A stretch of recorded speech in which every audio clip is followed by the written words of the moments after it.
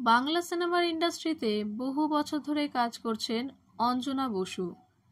Negative positive নানা ধরনের চরিত্রের মাধ্যমে দর্শকদের মনে জায়গা করতে পেরেছেন তিনি।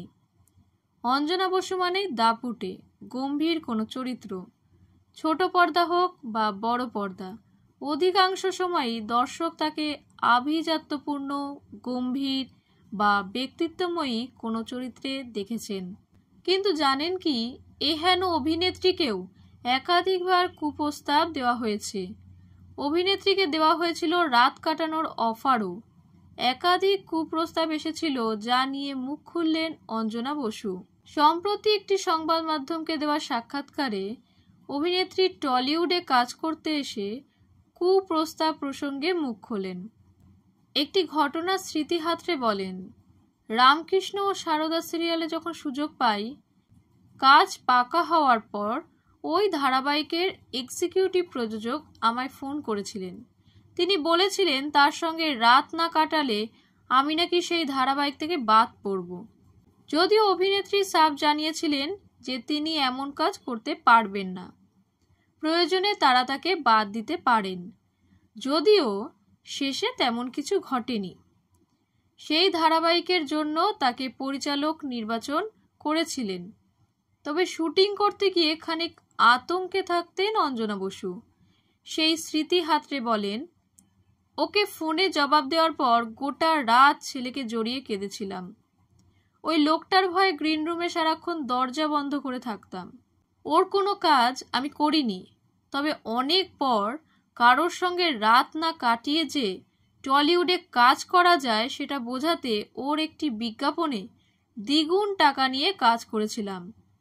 অভিনেত্রী জানান, সেই বিজ্ঞাপনের পারিশ্রমিক তিনি গোটা শরীরে বিছিয়ে ঘুমিয়েছিলেন অতীতের সেই দুঃসহ স্মৃতি ভুলতে, শান্তি পেতে। না, কেবল এই ঘটনা নয়, আরও এক পরিচালকের থেকেও এমন অফার পেয়েছিলেন অভিনেত্রী। অঞ্জনা বসু জানান, এক নামী পরিচালক, তার এখন অনেক বয়স, তিনি তার ছবিতে আমায় নিয়ে বলেছিলেন তার অফিসে যেতে, তাকে সঙ্গ দিতে। জানিয়েছিলেন সেই সময়ে অনেক নামী অভিনেত্রীরা নাকি যান। অভিনেত্রী জানান, তিনি জানিয়ে দেন তিনি যাবেন না। এতে যদি তাকে বাদ দেওয়া হয় তাও ভালো। তার কথায় কাজ পেতে কখনো আপোষ করিনি। অভিনেত্রী অঞ্জনা বসু বাংলা ধারাবাহিকের নিয়মিত মুখ। এক ধারাবাহিক শেষ হতে না হতেই শুরু হতে চলেছে নতুন ধারাবাহিক। তবে মূলত অঞ্জনা বসুকে মা, শাশুড়ির চরিত্রেই দেখা যায়। সামনেই মুক্তি পাচ্ছে তার নতুন সিনেমা শ্রীমান ভার্সেস শ্রীমতী।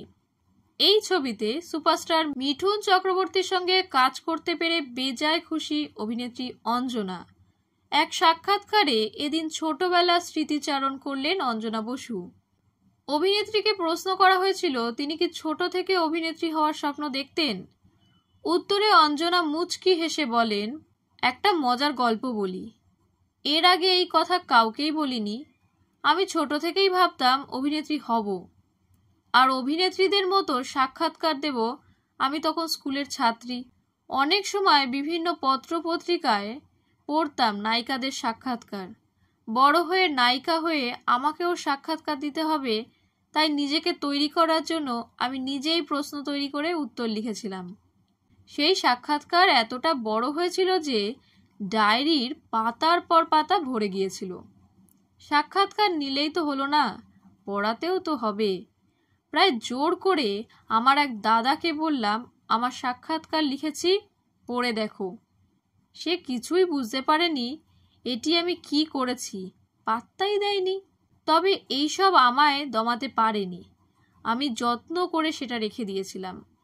এখন যখনই সাক্ষাৎকার দিতে বসি, সে ছোটবেলার স্মৃতি মনে পড়ে যায়। ইতিমধ্যেই 1 মে বড় পর্দায় মুক্তি পেয়েছে অভিনেত্রীর একটি ছবি। সেই ছবির ট্রেলার লঞ্চে পুরুষ পোশাকে চমকে দেওয়ার মতো লুকে দেখা যায় শ্রীমতীর নায়িকাকে। ধুতি পাঞ্জাবি পরে লিঙ্গ বৈষম্যের বিরুদ্ধে বার্তা দিলেন অভিনেত্রী অঞ্জনা বসু।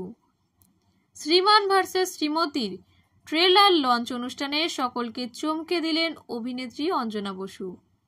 তবে তিনি প্রথম নয়। এর আগে সকলকে চমকে দিয়ে ধুতি পাঞ্জাবি পরে পোস্ট করেন অভিনেত্রী স্বস্তিকা মুখোপাধ্যায়। অভিনেত্রী স্বাধীন চিন্তাভাবনাকেই গুরুত্ব দেন। সেখান থেকেই দাঁড়িয়েই এমন পোশাক নায়িকার। এভাবেই লিঙ্গভেদ মুছলেন। নতুন লুক হইচই ফেলল সোশ্যাল মিডিয়ায়। ধুতি পাঞ্জাবিতে সোশ্যাল মিডিয়ায় ছবি পোস্ট করেন অঞ্জনা। অভিনেত্রীকে দেখা গেল নীল পাঞ্জাবি স্টাইলের কুর্তার সঙ্গে হালকা নীলচে কাজ করা ধুতি।